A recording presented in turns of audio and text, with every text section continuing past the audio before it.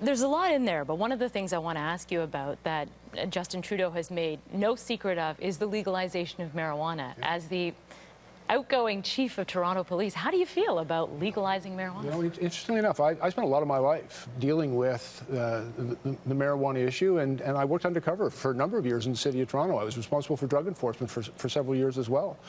But I have seen that merely criminalizing marijuana has not made us successful in keeping it out of the hands of kids. It hasn't kept organized crime out of the business, and it hasn't reduced the violence and the victimization that is so often associated to the illegal marijuana trade. I think we can do better, and I think through regulation. Through legalization and regulation, coupled with a strong public health response, I think we can do better for Canadians and better for society. And for example, I think if we regulate marijuana, the decision whether or not to sell to a young person isn't going to be made by some gangster in a stairwell.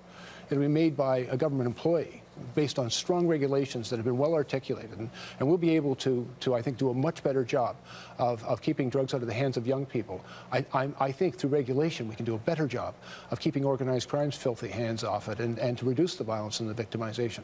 I think we can make it fairer, because so much of the drug enforcement that does take place across this country, unfortunately, more disproportionately affects minority communities and Aboriginal communities, poor communities, than it does. And so our sense of fairness, I think, needs to really come into play.